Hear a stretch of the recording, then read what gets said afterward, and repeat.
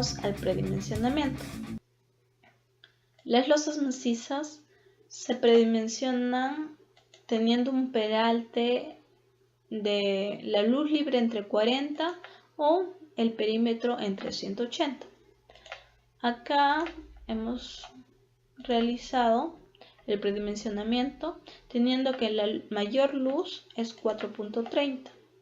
Acá vemos que la mayor luz del paño más desfavorable, que vendría a ser este, tenemos la mayor luz que es 430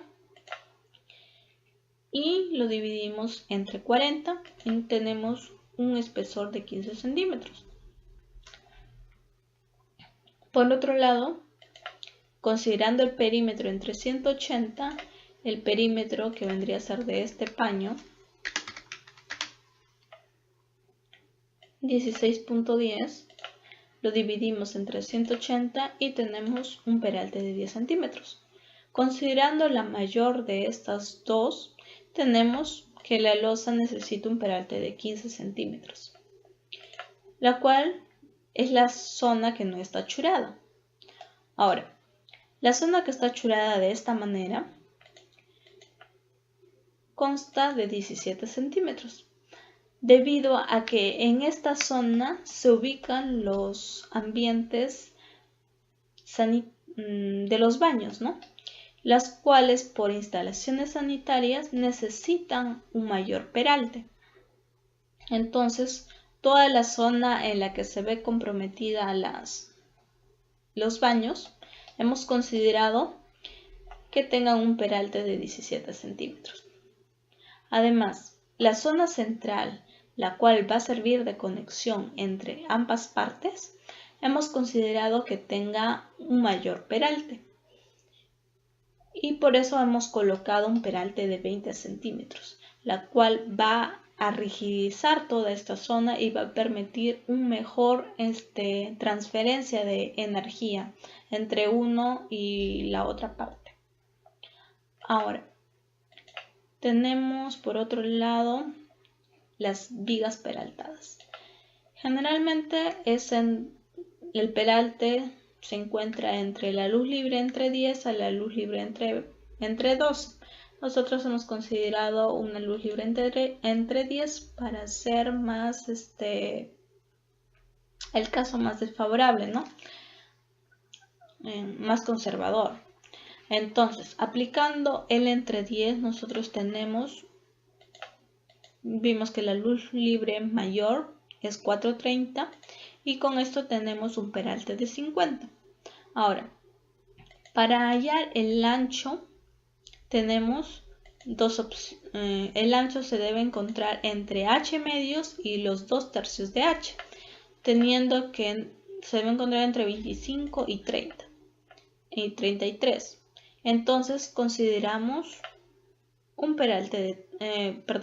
ancho de 30 centímetros. Además, según la norma, el ancho mínimo debe ser 25 centímetros para efectos de conexión de los aceros de los elementos verticales con las vigas, ¿no? Pero también es muy importante considerar que las vigas deben tener un ancho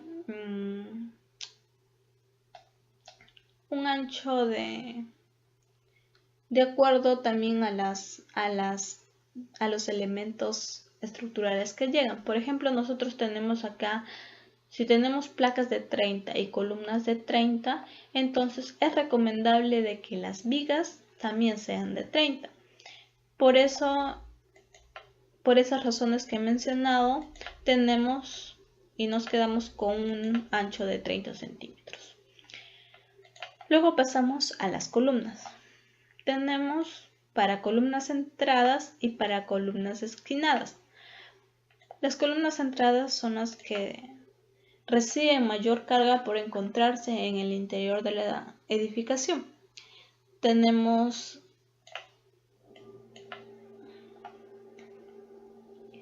esta columna, es la que tiene más sobrecarga mayor área tributaria, teniendo un área tributaria de 402 y 1312 en el otro sentido.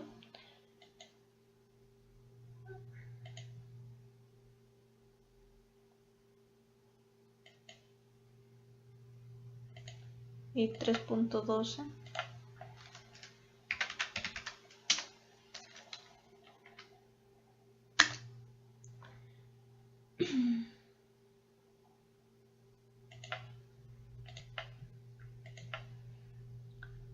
Tenemos entonces 4025 y 3.12, con lo cual tenemos un área tributaria de 1256, multiplicando por los niveles y un peso de 1 tonelada por metro cuadrado, tenemos el área total.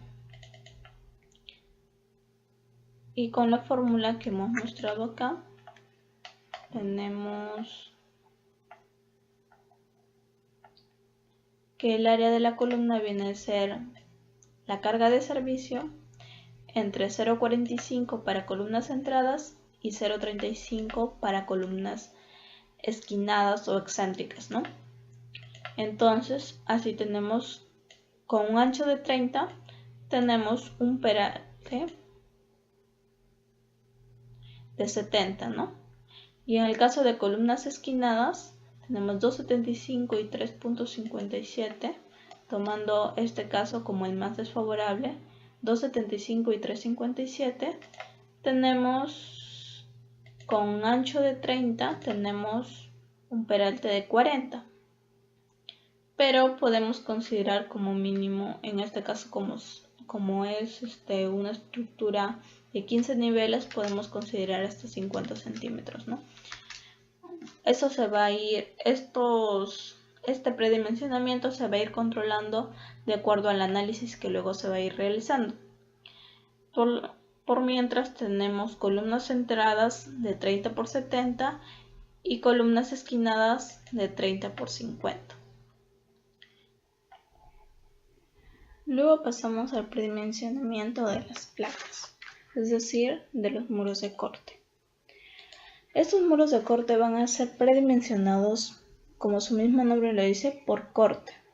Es así que, teniendo como base los parámetros sísmicos, vamos a encontrar la longitud necesaria para poder resistir tal corte.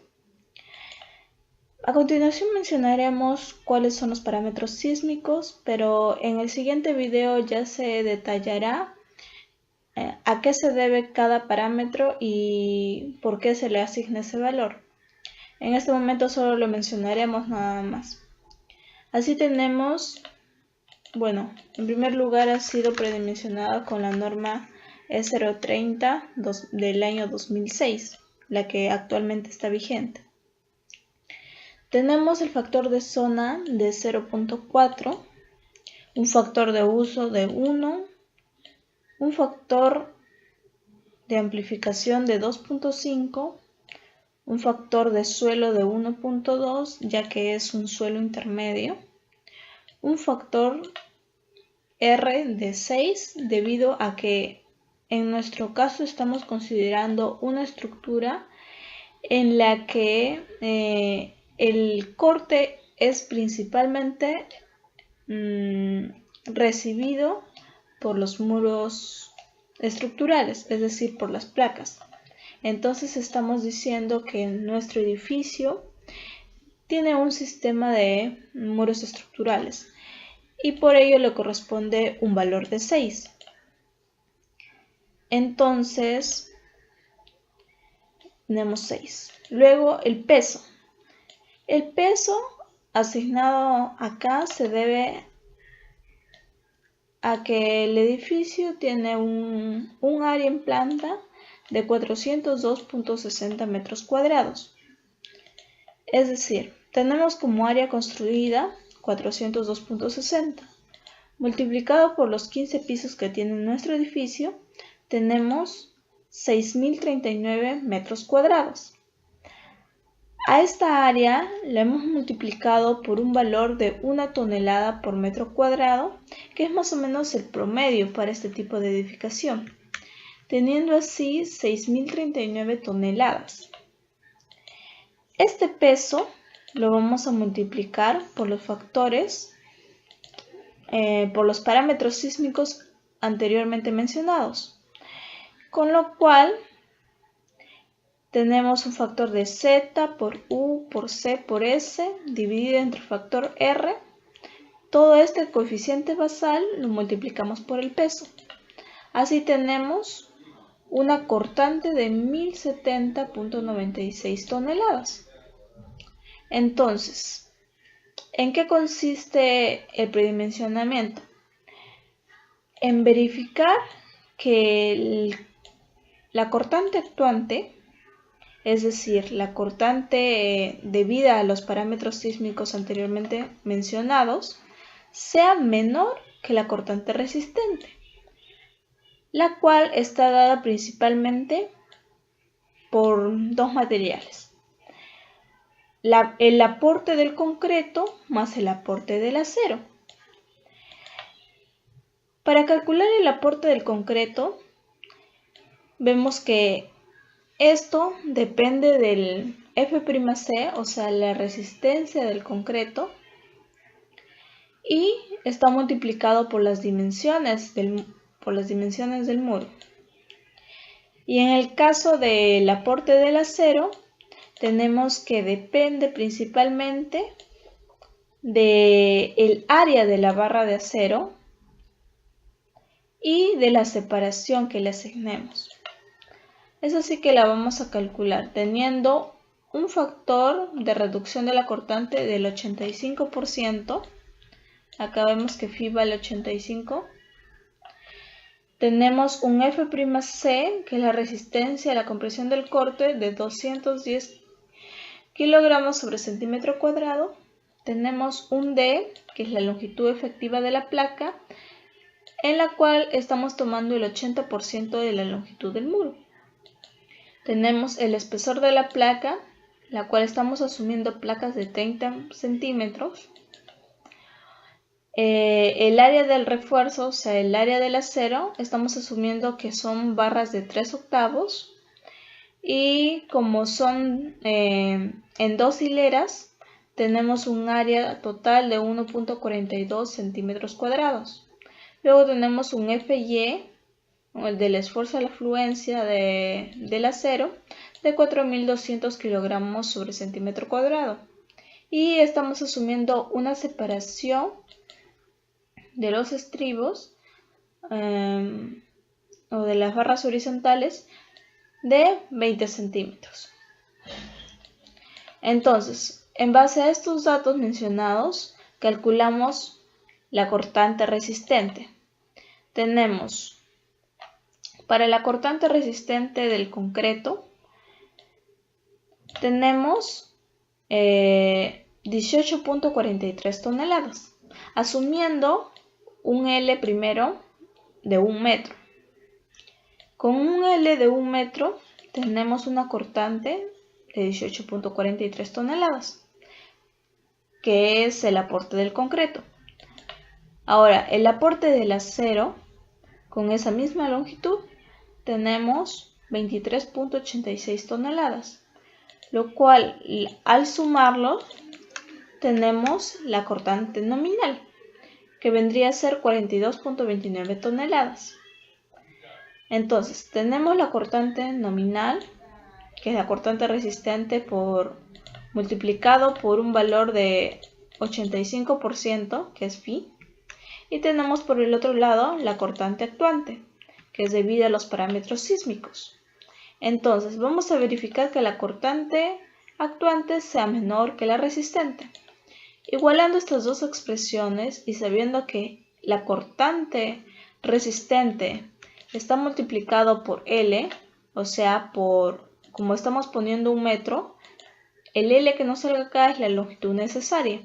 Entonces, si igualamos estas dos expresiones, tenemos una longitud necesaria de 29.8 metros. Es decir, con esta longitud tanto en X como en Y, independientemente uno del otro sentido, no satisface cumplir con la cortante actuante.